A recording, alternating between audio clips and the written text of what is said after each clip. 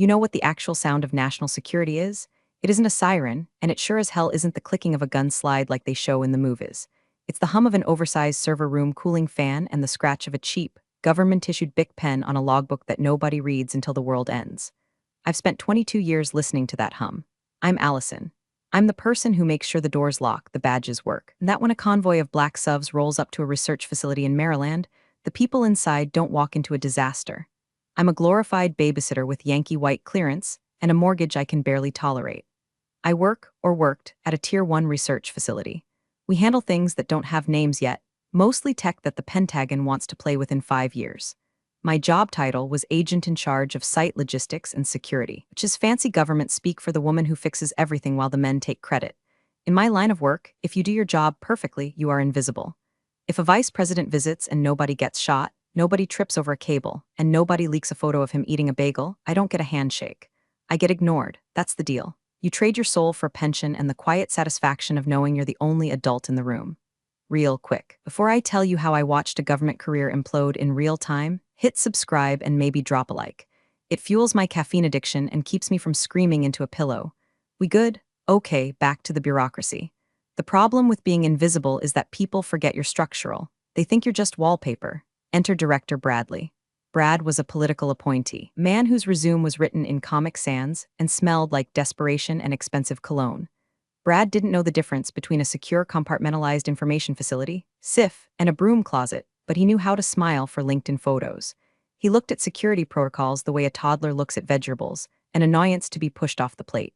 For the last 6 months, Brad had been shadowing me, not to learn, but to critique. He'd stand in the corner of my office, sipping a kale smoothie that cost more than my hourly rate, and ask questions like, do we really need physical logs? Can't we just put this on the cloud? The cloud isn't authorized for this level of intel, Brad, I'd say, not looking up from my monitors. And unless you want the Chinese government reading our lunch orders, we stick to the hard lines. He'd sigh, the heavy, dramatic sigh of a visionary being held back by a dinosaur. So analog, Allison, we need to be agile. We need to pivot. I hate the word pivot. It usually means break something that works. Then the nephew appeared, Greg. Imagine a golden retriever that learned how to mine Bitcoin and vape at the same time. That was Greg. He was 24, wore sneakers that looked like spaceships, and had a certificate in cybersecurity awareness from a website that probably steals your credit card info. Brad introduced him as a consultant. Greg is going to help us streamline, Brad said, beaming like he'd just invented fire. Greg looked at my bank of monitors, feeds from 72 cameras, thermal sensors, and perimeter alarms and said, whoa, can we get this on an iPad? I feel like I could gamify this. My soul left my body. It packed a bag, took the Amtrak to Philly, and never came back. Security isn't a game, Greg, I said, my voice flat. It's a series of redundancies designed to prevent catastrophe. Vibes are low in here, Greg whispered to his uncle. I should have known then. I should have seen the writing on the wall. It wasn't graffiti. It was a termination notice written in invisible ink. I kept doing my job, though. Just last week, we had a soft probe, DHS testing our perimeter. I spotted their fake delivery van 3 miles out because the suspension was riding too low for a floral delivery. I locked the site down before they even put the vehicle in park. Brad was annoyed. You caused a traffic jam, Allison. My lunch delivery was late. I stopped a federal penetration test, Brad. You're too tense. You need to vibe more. I didn't know that vibing was a job requirement, but apparently it was ranking higher than active top-secret clearance. I sat in my office, a windowless box that smelled of ozone and floor wax, and looked at the calendar. I had a feeling. You develop a sixth sense in this job. It's like the feeling you get right before a thunderstorm, or right before you realize the milk in your coffee was chunky. The air felt heavy. Greg was wandering the halls with a tablet, tapping at things. I caught him trying to bypass the biometric scanner on the server room door. It's too slow, he complained when I confronted him. It takes like 6 seconds to read my retina. I could code a workaround. If you code a workaround, I said, leaning in close enough to smell the Red Bull on his breath, I will have you arrested for violating the Espionage Act. Do not touch my doors. He ran to Brad. Of course he did. I went back to my desk and stared at the blinking cursor. I was tired, not sleep tired, soul tired. I was tired of explaining to grown men why they couldn't prop open the back door to let the pizza guy in. I was tired of being the bad guy because I followed the laws that kept them out of prison. I didn't know it yet, but that was my last full day of feeling responsible. The axe was already falling. It was swinging down in slow motion, shiny and sharp, guided by the hands of a man who thought security was just an app you download. And honestly, I was about to let it hit me. Because sometimes, the only way to show someone that they're standing on a trapdoor is to pull the lever. The next morning, the summons came. A calendar invite titled Quick Sync popped up on my screen at 8:45 a.m. for 9 a.m. meeting. In the corporate world, Quick Sync is code for execution. If they wanted to talk about budget or schedules, they'd call it a review. Sync means you're about to be unsynced from the payroll. I walked into Brad's office. It was the only room in the building with a real window. It had a view of the parking lot and the Maryland tree line. Greg was there, sitting in one of the leather guest chairs, spinning it back and forth with his foot. He was wearing a hoodie that said Disrupt across the chest. The irony was almost physical. Brad didn't look at me. He was rearranging a stack of papers that I knew were blank. It's a power move. Allison, have a seat. Close the door. I sat. I didn't close the door. I left it cracked 3 inches. Another power move. Allison. Brad started putting on his serious face. It looked like he was trying to solve a math problem while passing a kidney stone. We've been looking at the metrics. The facility is evolving. The nature of threats is changing. It's all cyber now, digital frontiers. We house physical prototypes of ballistic missile guidance systems, Brad, I said. You can't hack a crate of hardware if someone just walks in and steals it. See, that's that old school thinking, Greg chimed in. Not looking up from his phone, everything is data. Matter is just like slow energy. I stared at him. I wondered if I could legally classify him as a safety hazard. The point is, Brad interrupted, we're restructuring the security division. We need a fresh perspective, someone who speaks the language of the future. Greg here has just finished an intensive boot camp in full-stack security management. It was 6 weeks, Greg said proudly. Online. Allison, Brad continued, finally looking me in the eye. You're overqualified for the direction we're going. Your methods are heavy, expensive, we need agile, we need lean. You're firing me, I said. It wasn't a question. We're releasing you to pursue new opportunities, Brad corrected, effective immediately. We'll pay out your contract, of course. 2 weeks severance. 2 weeks, 22 years of service. I had missed my father's funeral because of a lockdown at this facility. I had missed my best friend's wedding because the vice president decided to do a surprise tour. I had given this building my life and they were offering me 2 weeks of pay and a kick out the door. I felt a heat rise in my chest, hot and sharp, like swallowing a lit cigarette. But on the outside, I was ice. This is what training does. When the alarm bells ring, you don't panic, you assess. Okay, I said. Brad blinked. He was expecting a fight. He wanted a fight so he could call security, my security staff, to escort me out. He wanted the drama to validate his decision. Just, okay, if that's the decision, I said, standing up. Who is the acting agent in charge? Who holds the clearance? Greg is taking over, Brad said, puffing out his chest. I looked at Greg. Greg was trying to balance a pencil on his nose. Does Greg have Yankee white clearance? I asked. Does he have his Tier 1 background check completed by the DoD? I have a background check from my apartment complex, Greg said. I'm clean, bro. We're fast-tracking the paperwork. Brad waved his hand dismissively. It's just red tape, Allison. You worry too much about the forms. Greg has the app access, that's what matters. I stood there for a second looking at them. I looked at the live, laugh, lead poster on Brad's wall. I looked at the dying succulent on his desk, and I realized something. I didn't have to warn them. I wasn't legally required to tell them that you can't fast-track a Yankee white clearance. It takes months. It involves men in suits interviewing your third-grade teacher. Without it, you are legally not allowed to be the point of contact for anything higher than a sanitation truck. But more importantly, I realized that if I warned them, they would just blame me when it went wrong anyway. They'd say I sabotaged the transition. All right, I said, I'll clear my desk. Leave your badge and keys on the table, Brad said. Greg will walk you out. I know the way, I said. I walked back to my office. The hallway felt longer than usual. My staff, guards I had hired, trained, and shared coffee with looked at me. They knew. News travels faster than light in a secure facility. Jerry, the shift supervisor, looked like he wanted to say something, but I gave him a small shake of the head. Stay down, Jerry. Don't catch a bullet for a corpse. I walked into my office and started putting my life into a cardboard box. A photo of my cat, a stress ball shaped like a grenade, my favorite mug that said I see dumb people, and then I saw it. My monitor was still on, my Outlook was open, and right there, flashing in the corner, was a calendar reminder I had set 6 months ago. A reminder for a logistics drill that was classified so highly, it wasn't even on the main server. It was local only. Confirm motorcade, ETA Tuesday 10:45 a.m. Today was Monday. The drill wasn't just a drill. It was a red ball event. A full-scale Secret Service walkthrough pretending to be a presidential visit, designed to test the facility's readiness for a POTUS emergency shelter situation. It involved the actual Secret Service advance team. It involved the presidential motorcade logistics. And the only person confirmed to receive them, the only person with the clearance code to verify the agents so they didn't storm the building with guns drawn, was the agent in charge. Me. I looked at the screen. I looked at the sent items folder. I had confirmed the date 3 weeks ago.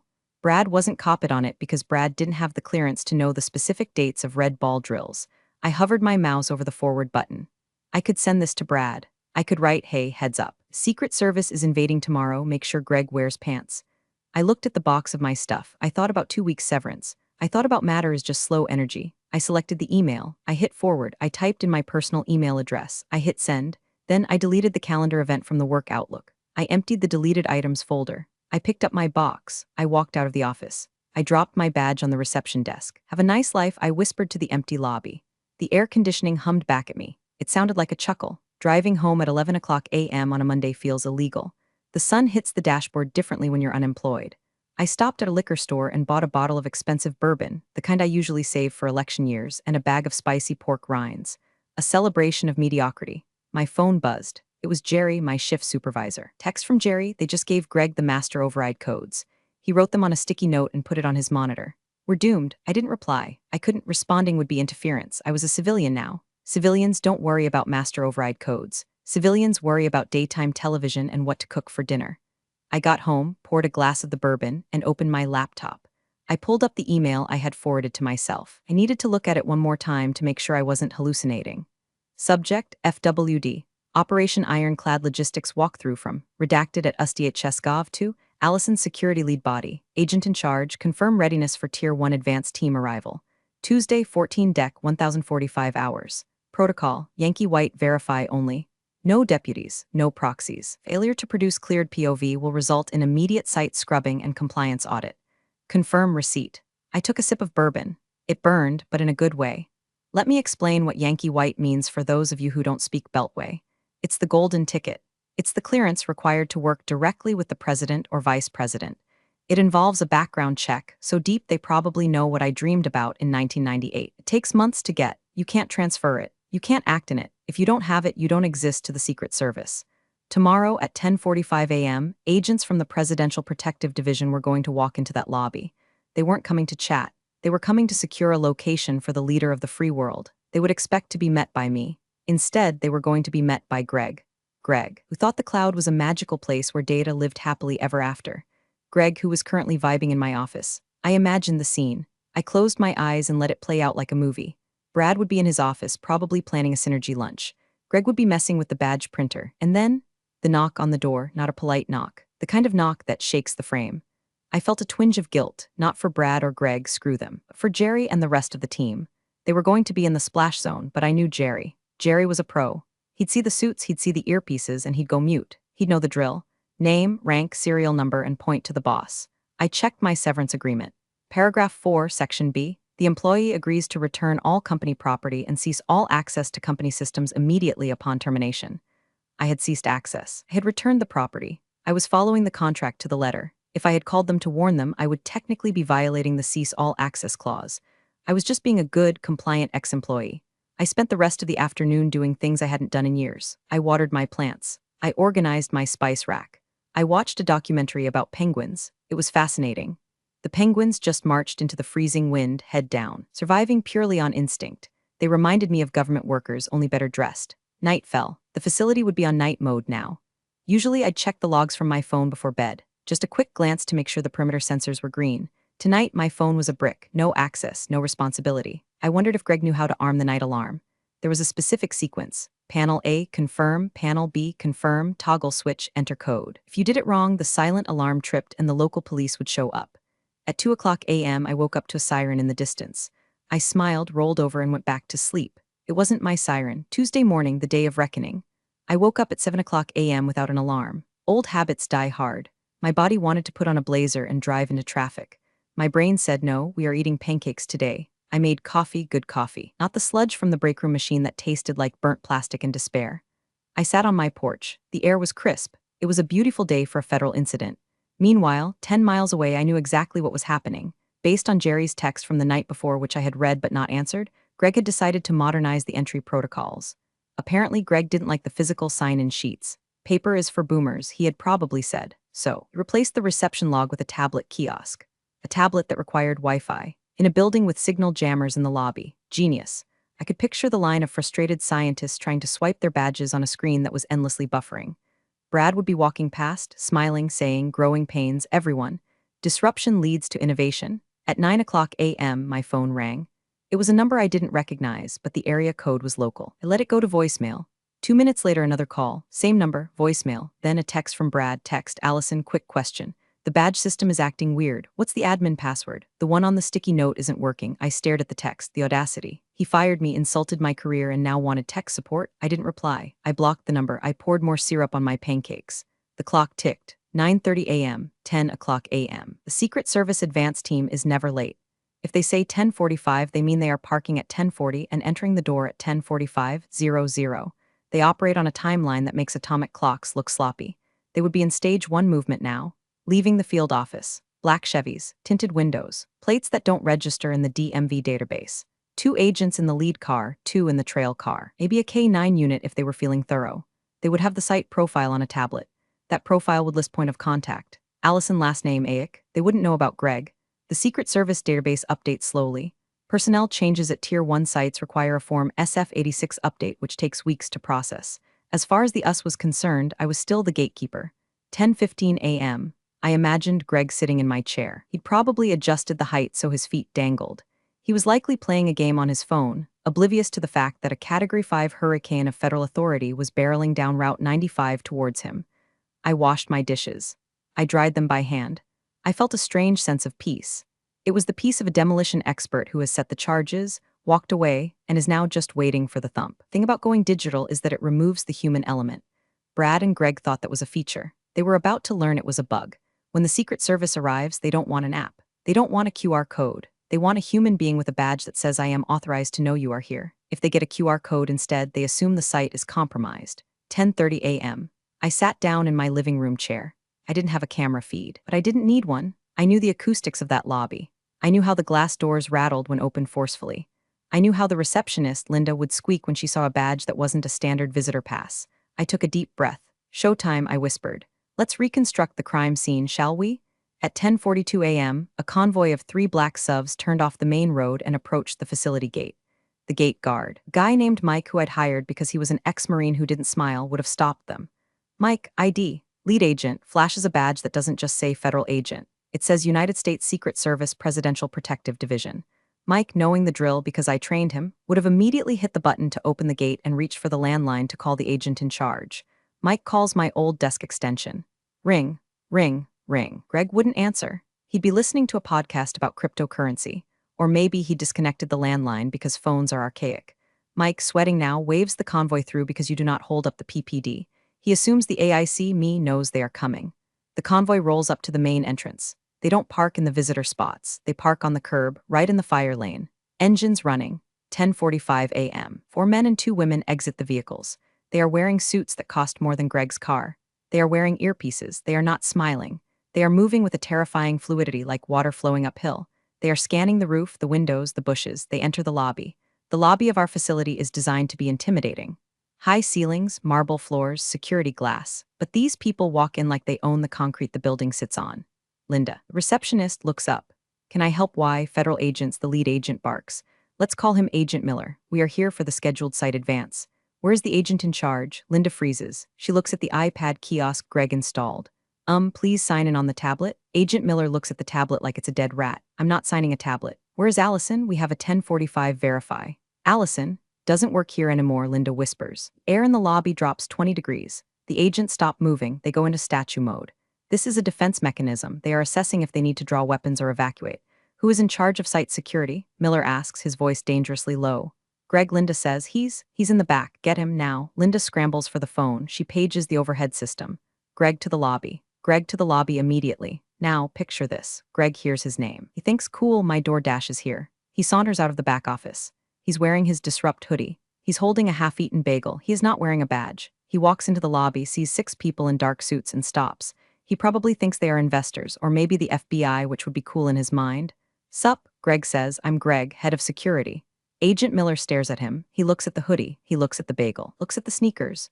You are the agent in charge? Miller asks. Yeah, man, taking things in a new direction. Digital first, you know? Greg bites the bagel. Miller taps his earpiece. Command, we have a discrepancy at the primary entry point. AIC is missing. Subject is unidentified male. Whoa, unidentified? Greg laughs. I'm the director's nephew, bro. Check the app, Sir Miller says, stepping forward. I need to see your Yankee White credentials.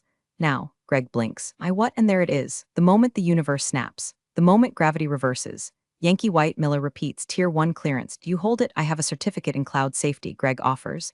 Miller turns to his team. Secure the doors, nobody in, nobody out. Get the site director out here, the agents fan out. One of them stands in front of the door. Another moves behind the reception desk. Linda is hyperventilating. Greg drops his bagel. Wait, is this a prank? Did Brad hire actors? Oh, Greg, if only it were actors. Actors have unions, these people have immunity.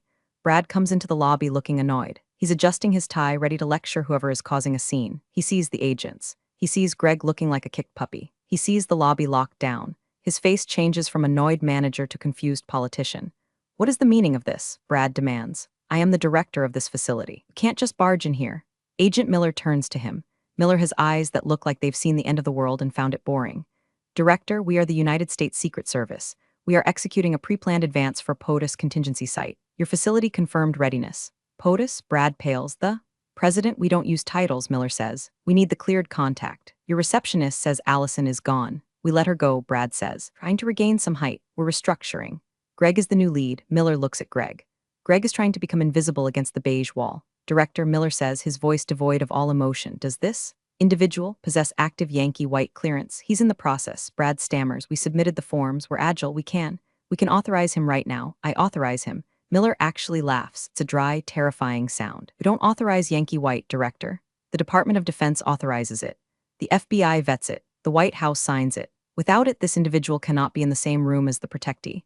He cannot know the protectee is coming. Hell, he isn't even supposed to know I'm here, but we have an app, Greg squeaks. Miller ignores him. He steps closer to Brad. You have a Tier 1 facility without a cleared security lead. You confirmed a Secret Service advance without having the personnel to handle it. Do you understand what you have done? I didn't know about the visit, Brad whispers, because you don't have the clearance to know, Miller says. Allison did. The silence in the lobby is heavy. You could hear a pin drop. You could hear a career die. Where is she? Miller asks. She's at home, Brad says. Call her, Miller orders. She blocked my number, Brad admits. Miller stares at him. You fired the only person with the keys to the kingdom, and you didn't ensure a handover of classified protocols? It was a pivot, Brad says weakly. Command, Miller speaks into his wrist mic. Scrub the site. Repeat, scrub the site. We have a compromise. The location is unsecured. The chain of custody is broken. Abort the movement. Abort, Brad asks. Wait, you can't just cancel. This is bad PR. Miller gets in Brad's face. Director, I am declaring this facility a security risk. I am flagging your credentials for immediate review. Nobody enters this building until a containment team clears it. You are not worried about PR right now. You are worried about federal indictment for negligence. Indictment? Brad's knees actually buckle. He grabs the reception desk for support. Get everyone into the conference room. Miller barks at his team. Confiscate all electronics. We need to wipe the logs. My iPad, Greg cries out. My crypto wallet is on there. Seize it, Miller says. An agent rips the tablet out of Greg's hands. I wasn't there, obviously, but I know this happened because Jerry told me later. Jerry said it was the most beautiful thing he had ever seen. He said Brad looked like a man trying to hold back a tsunami with a spoon. And me, I was at home starting a puzzle. It was a picture of a lighthouse, standing tall against a storm. Fitting. Scrub order isn't like cleaning a kitchen. In the world of high-level security, a scrub means the site is burned. It means the Secret Service has determined that the location is no longer trusted. It's a black mark that never washes off. The agents moved through the building. They weren't polite. They ordered scientists away from their desks. They unplugged servers. They demanded hard logs. Where are the visitor logs for the last 30 days? An agent asked Greg. It's on the cloud, bro. The app, Greg cried. We cannot audit the cloud right now, the agent snapped. We need paper trails. Who entered this building on November 12th? I don't know. The API was down that day. Strike 2. In Brad's office, Miller was on the phone with Washington. Yeah, total foobar, Miller said. The director is a civilian with no grasp of protocol. The security lead is I don't even know what he is. A child. Yeah, we're pulling out. Flagged the site as red. Brad was sitting in his chair, head in his hands. I can fix this, he mumbled. We just need to explain the synergy. Director, Miller said, hanging up the phone. There's no synergy. You breached contract. This facility operates on a DoD grant contingent on maintaining Tier 1 security standards. You just lost that rating. I lost the grant? Brad looked up, eyes wide. The grant was his salary. The grant was the budget. You didn't just lose it, Miller said. You set it on fire. Meanwhile, the staff was in the cafeteria, guarded by an agent. Jerry texts me again, hidden phone. Text, they are seizing hard drives. Greg is crying. He literally asked if he could call his mom. The agent told him to sit down and shut up. I love you, Allison. Marry me? I chuckled. The chaos continued for hours. The Secret Service doesn't just leave. They document the failure. They took photos of the unsecured doors. They took photos of the sticky note with the passwords. They took photos of Greg's disrupt hoodie. They built a case file titled Gross Negligence and Failure of Command. By 2:00 p.m., the visit that never happened was over. The motorcade had turned around miles ago. The The president, or whoever was the principal, went to the backup site. The facility was left in shambles. Brad tried to leave his office. I need to call legal. You sit there, Miller said. DHS Internal Affairs is on their way. You wait for them. Internal Affairs, the two scariest words in government employment. And that's when the realization hit Brad. He looked at the empty chair where I used to sit during meetings. He realized that for 22 years he had never had a visit form Internal Affairs. He had never had a scrub order. He had never had a breach because I was there. Allison, he whispered. Why didn't she tell me? Because you fired her. Miller said, overhearing him. And knowing her file, she's a by-the-book operator. She followed your instructions to the letter. She left. Miller looked at Brad with pure disgust. You fired the guard dog and were surprised when the wolves got in. The next few days were a blur of bureaucratic violence. When the Secret Service files a report saying a site is compromised due to administrative incompetence, things happen fast. The Office of Personnel Management, OPM, descended like locusts. They interviewed everyone. They interviewed Linda. They interviewed Jerry. They interviewed the janitor. Did you know Greg? Yeah, the director's nephew. He played games on his iPad mostly. Did he conduct security sweeps? He flew a drone down the hallway once. It crashed into the fire alarm. It was a massacre. They pulled Allison's file, my file. They looked for dirt. They wanted to see if I was complicit. What they found was 22 years of perfect reviews. Commendations, a flawless audit trail. Then they pulled the termination paperwork. Reason for termination, restructuring/cultural fit. Replacement, Greg last name. Qualifications, 6-week online course. The OPM investigator, a woman named Sharon who looked like she ate nails for breakfast, sat down with Brad. Director, Sharon said. Fired a GS-14 equivalent with Yankee white clearance and replaced her with? Your nephew? He showed promise, Brad said, sweating through his third shirt of the day. He is unclearable, Sharon said. He has debts. He has online gambling activity. He posted a photo of the secure server room on Instagram with the caption, blinking lights go BRRR. He is a walking national security risk. I didn't know, Brad said. Because you didn't run the background check. Sharon said because you bypassed protocol. Greg was escorted out of the building on Wednesday. He didn't get a box. He was told to leave his disrupt hoodie. He left crying, blaming the haters.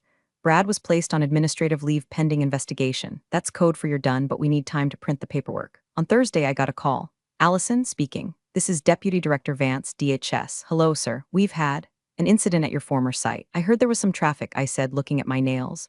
We need you back, Vance said. The site is red. We need someone to recertify it. We need someone the Secret Service trusts. I took a sip of my tea. I'm sorry, sir. I'm currently exploring new opportunities. I was told my methods were too analog.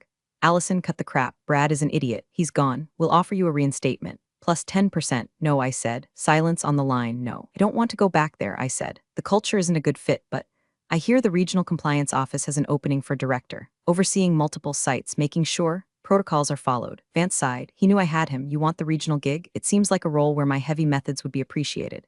Fine, Vance said. Come in Monday. We'll write it up. And Vance, yeah, make sure Brad knows. I didn't go back to the facility. I went to the headquarters in D.C. My new office has a window, a real one overlooking the Potomac. My first act as Regional Director of Compliance was to review the audit of my old site. I read through the carnage, the missed logs, the app disaster. The Secret Service report simply read, site unsecured due to leadership failure. Brad was officially terminated for gross misconduct and violation of federal hiring practices. He lost his pension. He lost his clearance. He is currently working as a consultant for a startup that makes smart water bottles. It seems like a better fit. Greg? Well, Greg is probably still on TikTok talking about how the government couldn't handle his energy. I sat at my new desk. The hum was different here. It was quieter, more efficient. I opened my email. I had one loose end to tie up. I composed a new message. Brad X Director personal email from Allison Regional Dire subject. Clearance review follow-up. Brad, I reviewed your file as part of the regional cleanup. Just a friendly reminder for your next role. Clearance cannot be inherited. It cannot be disrupted. And it certainly cannot be replaced by an app. Also, you owe me 2 weeks of severance. I expect the check by Friday. Best, Allison. I hit send. I leaned back in my chair. The sun was setting over the Capitol. The monuments were glowing in the distance. They say revenge is a dish best served cold. I disagree. In my line of work, revenge is a dish served with proper documentation in triplicate and completely according to protocol. I took a sip of my coffee. It was still warm. My phone buzzed. It was Jerry. Text, new acting director just arrived. She asked for the paper logs. She asked for the keys. She asked where you were so she could send a thank you card. I smiled. You're welcome, I whispered to the empty room.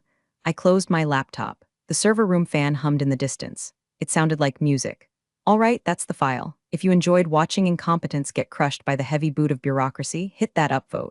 And seriously, if your boss tells you to pivot away from safety protocols, just let them and keep the receipts. Competence speaks louder than any title, and true integrity always finds its way to the surface. Allison's quiet exit, knowing what was coming, truly showed us that. Sometimes, the best way to prove your value is to simply step back and let incompetence expose itself. Appreciate you all for sticking through this one. See you in the next story.